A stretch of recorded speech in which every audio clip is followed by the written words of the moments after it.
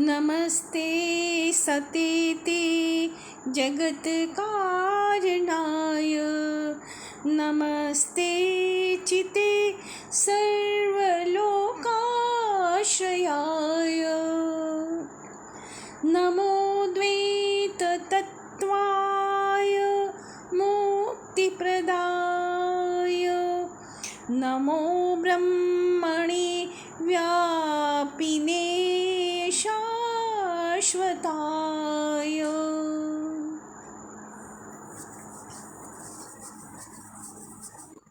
सुप्रभातम। व्याकरण महाभाष्य की इस कक्षा में आप सभी का स्वागत है।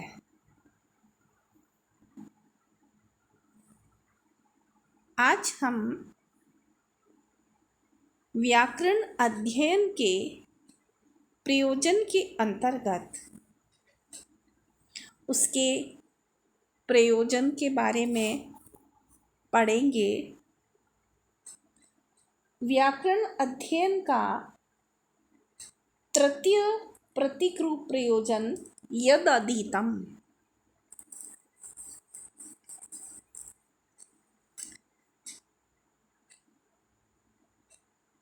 यद अधीतम अविज्ञातम निगदे नैव शब्द्यते अग्नाविव शुष्कैन्धो न तज्ज्वलति कर्हिचित्।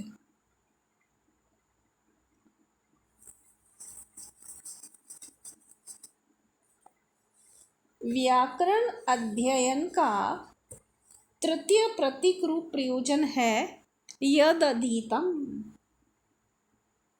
इसका अर्थ है यद अधीतम,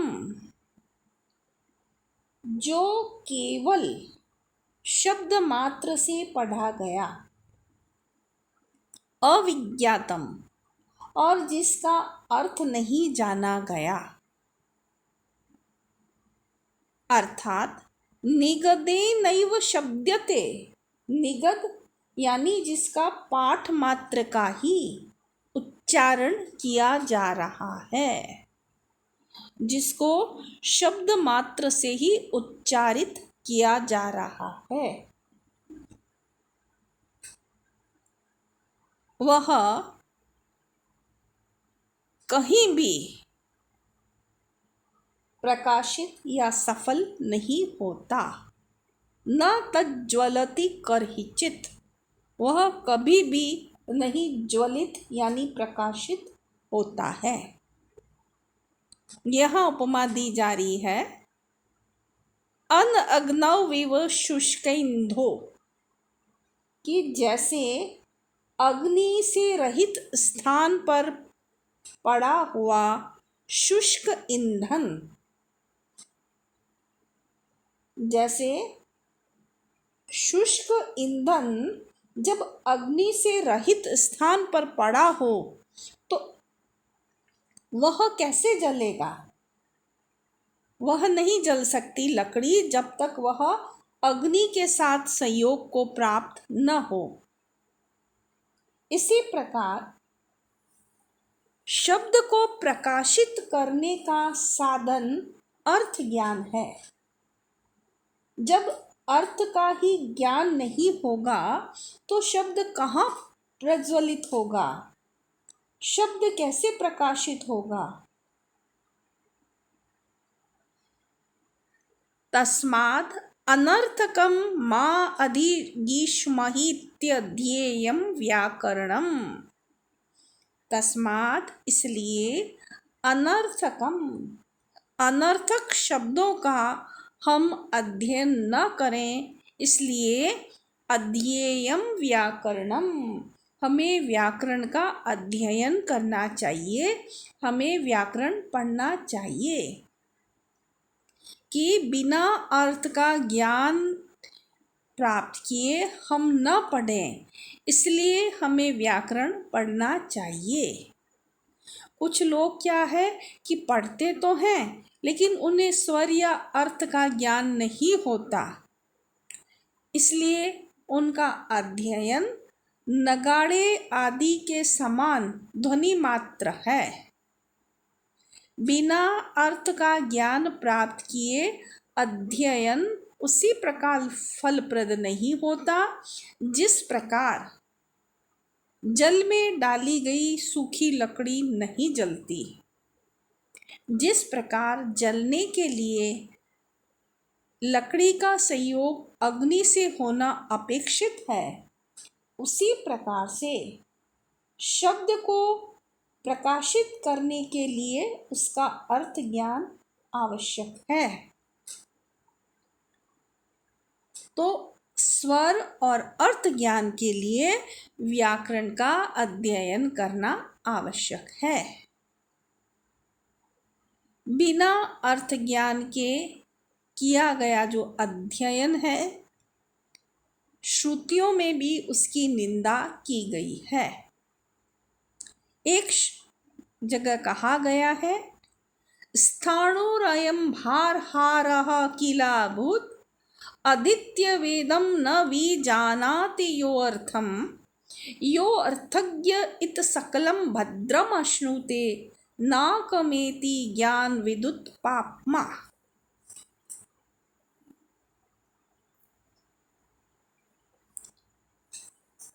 अब हम व्याकरण के अध्ययन का चतुर्थ प्रतीक रूप प्रयोजन को जाने, जिसके लिए कहा गया है यस्तु प्रयुक्ते, अर्थात जो प्रयोग करता है। यस्तु प्रयुक्ते कुशलो विशेषे शब्दान यथावद व्यवहार काले सो अनंतम आपनोति जयम परत्र वागयोगविद दुष्यति चाप शब्दै।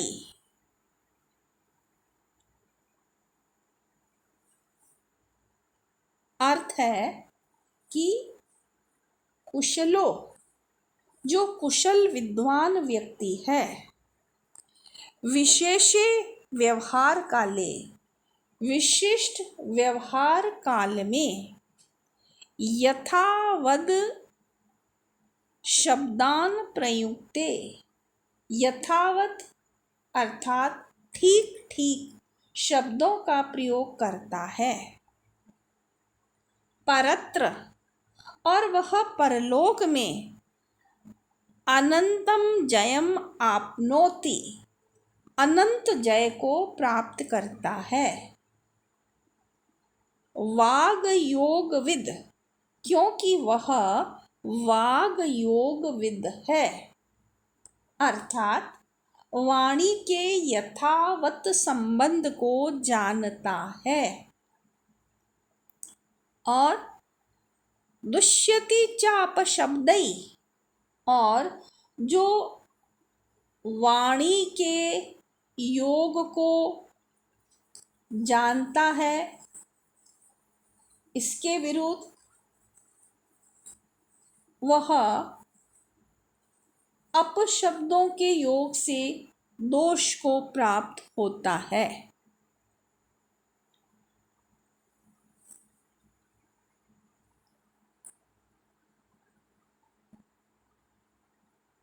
पुनः अर्थ देखें कि व्यवहार के समय, व्यवहार काले, जो कुशल व्यक्ति होता है वह विशेष अर्थ में जो शब्दान, शब्दों को यथावत प्रयुक्ते, भली भांति प्रयोग करता है।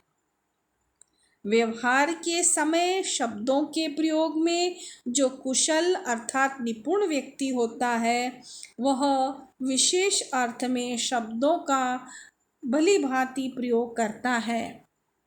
और वह वाग योग विद परत्र, परलोक में अनंतम जयम आपनोति, अनंत जय को प्राप्त करता है।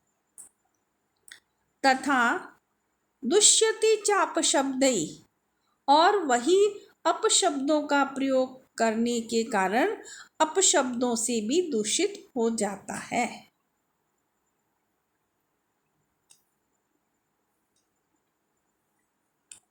प्रश्न होता है, कह कौन अपशब्दों से दूषित होता है? उत्तर है वाग योग विदेव। जो वाग योग वित्त है वही दूषित होता है।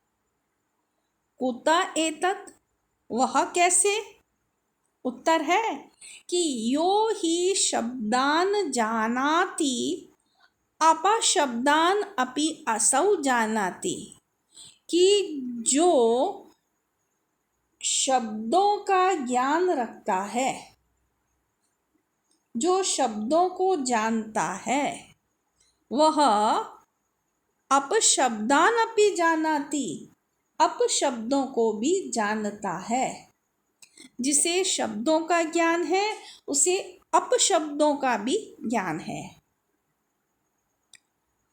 यथैव हि शब्द ज्ञाने धर्मः एवं अपशब्द ज्ञाने अपि अधर्मः। जैसे शब्द ज्ञान में धर्म है, वैसे ही अपशब्द ज्ञान में अधर्म भी है। अथवा भूयान अधर्मः प्राप्नोति, अथवा अधर्म अधिक प्राप्त होता है। इसका क्या कारण है? तो जवाब दिया, भूयांसु अपशब्दः अल्पियांसः शब्दा इति। कि जो अपशब्द है वो अधिक हैं और जो शब्द है वह कम है।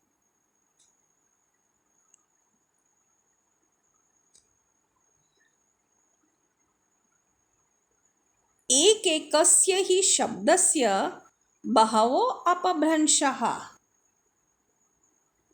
एक एक शब्द के बहुत से अपभ्रंश होते हैं। तद यथा, जैसे गौर इति अस्य शब्दस्य गावी, गोणी, गोता, गोपोतलिका इत्यादयो बहवो अपभ्रंशः। जैसे कि गो इस शब्द के गावी, गोणी, गोता, गोपोतलिका इत्यादि बहुत सारे अपभ्रंश हैं। अथा यो अवाग योगविद अज्ञानम तस्य शरणम। तो जो वाग योगवित नहीं है, अर्थात वाणी के यथार्थ संबंध को नहीं समझते, उनके लिए तो अज्ञानम तस्य शरणम, उनका तो अज्ञान ही शरण है। जो वाग योगविद नहीं है उनके लिए तो अज्ञान ही शरण है। इसका क्या कारण है? इसका कारण यह है कि अयोगविद कह सकता है कि मुझे तो ज्ञान ही नहीं है कि कौन सा साधु शब्द है और कौन सा असाधु शब्द। इस प्रकार ज्ञान न होने से बच सकता है। किंतु जो वाग योगवित है वह शब्दों के यथावत संबंध को जानता है, तो वह अपशब्दों के ज्ञान से उत्पन्न हुए अधर्म से नहीं बच सकता। तो इस बात का खंडन करते हुए आगे कहा गया है,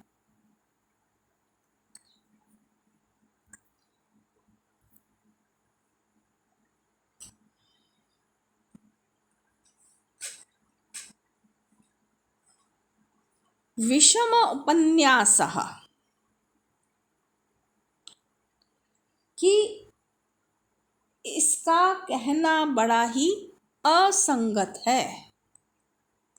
अंतिम लाइन की तरफ देखिएगा। विषमः उपन्यासः न अत्यंताया ज्ञानम शरणम भवितुम अर्हति। कि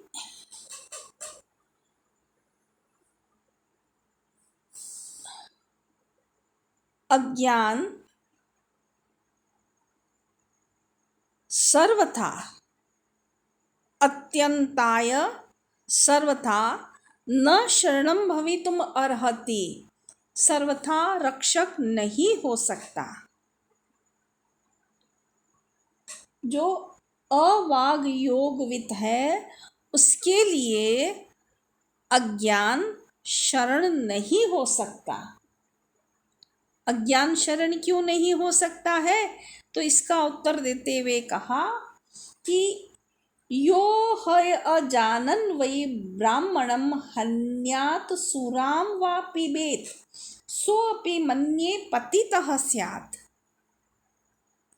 कि जो मनुष्य अजानन वै बिना जाने ही ब्राह्मणम हन्यात ब्राह्मण को मार दे, यो ही अजानन वै ब्राह्मणम हन्यात कि जो व्यक्ति बिना जाने ही या अनजाने में ब्राह्मण को मार दे, सुराम वा पिबेत और सुरा को अर्थात शराब को मदिरा को पी ले, सोऽपि मन्ये पतितः स्यात् मैं समझता हूँ कि वह भी पतित होता है।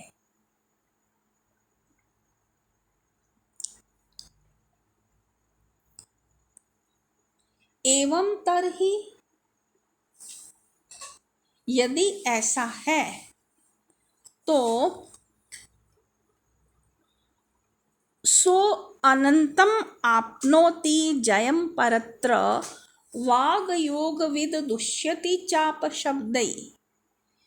तो वह जो वागयोगविद साधु शब्दों के प्रयोग से परलोक में जय को प्राप्त करता है,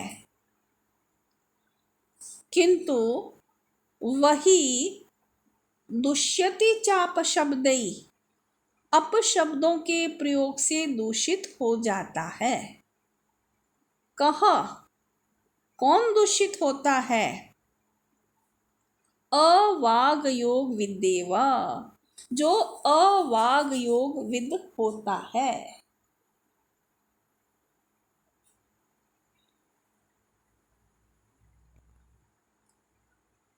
यहाँ श्लोक में पहले कहा था कि जो वाग योग विद है वह साधु शब्दों के प्रयोग से परलोक में जय को प्राप्त होता है, किंतु वही अपशब्दों के प्रयोग से दूषित हो जाता है।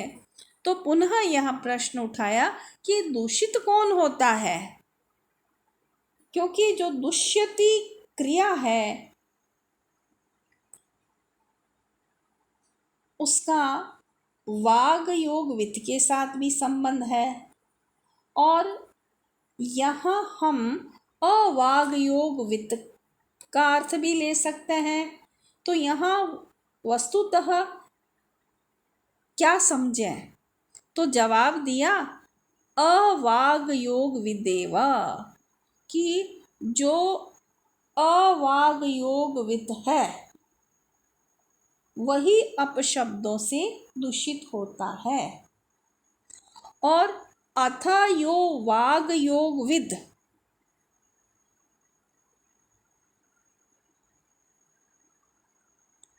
विज्ञानम तस्य शरणम, और जो वाग योग विद है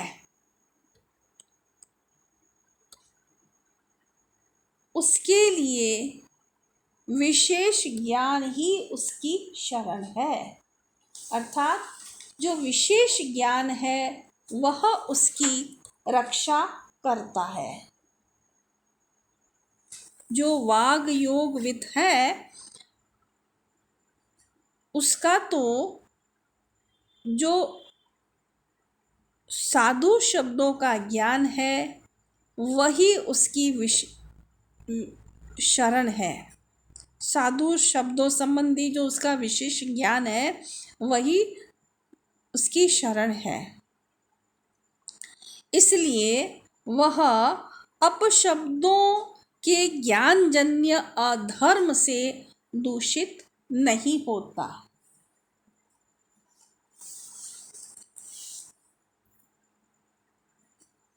क्व पुनरिदं पठितम्।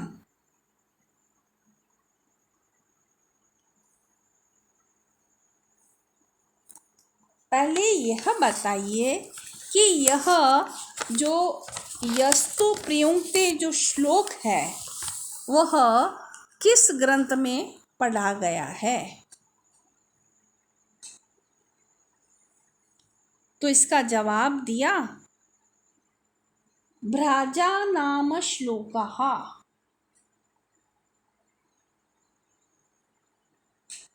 तो कहा कि कात्यायन ये भ्राजा नामक श्लोक हैं। और आपको मैं बता देना चाहती हूँ कि कात्यायन द्वारा प्रणीत श्लोक भ्राज नाम से प्रसिद्ध है और वैयाकरण इन्हें प्रमाण रूप में उद्धृत करते आए हैं। तो फिर प्रश्न पूछा गया किम च भो श्लोकापि प्रमाणम, कि यदि श्लोक तो क्या श्लोक भी प्रमाण होते हैं। किम च भो श्लोकापि प्रमाणम। तो भाष्यकार पूछते हैं क्या आप श्लोकों को भी प्रमाण मानते हैं। तो उत्तर देते हैं किम चातः, क्यों नहीं। तो फिर पूछते हैं, कहता है यदि प्रमाणमयम अपि श्लोकः प्रमाणम भवितुम अर्हति, कि अच्छा यदि श्लोकों को आप प्रमाण मानते हैं तो यह श्लोक भी प्रमाण हो सकता है। यदि प्रमाणमयम अपि श्लोकः प्रमाणम भवितुम अर्हति, कि यदि श्लोक प्रमाण है तो यह श्लोक भी प्रमाण हो सकता है। यद उदुम्बर वर्णानाम घटीनाम मंडलम महत् पीतम न गमयेत स्वर्गम किम तत् क्रतुगतम नयेदिति, कि यद उदुम्बर वर्णानाम, जब उदंबर या गुलर के समान लाल रंग वाली घटीनाम मंडलम महत, बहुत सी शराब की मटकियों के समूह को पीतम न गमयेत स्वर्गम, यच्छेत पान करने पर भी स्वर्ग नहीं पहुंचा जाता।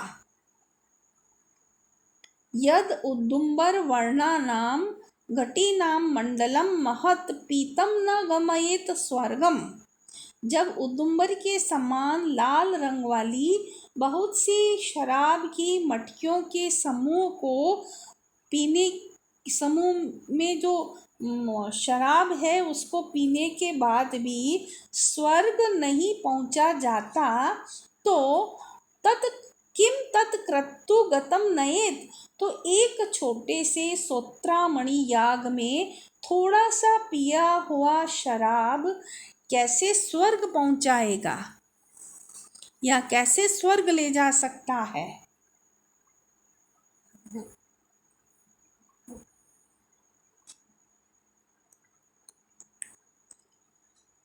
तो इसका जवाब दिया गया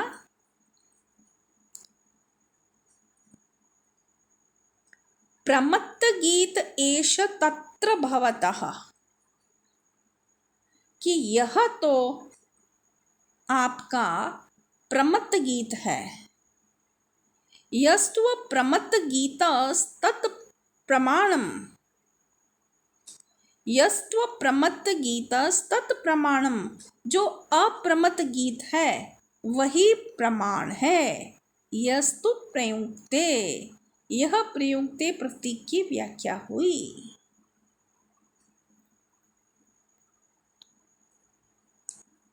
यहाँ ऊपर श्लोक में सोत्रामणि याग में पी जाने वाली सुरा की निंदा की गई है, किंतु उस याग में कर्मकांडियों द्वारा सुरापान को बुरा नहीं माना गया, अतः उनकी दृष्टि में यह श्लोक प्रामाणिक नहीं है।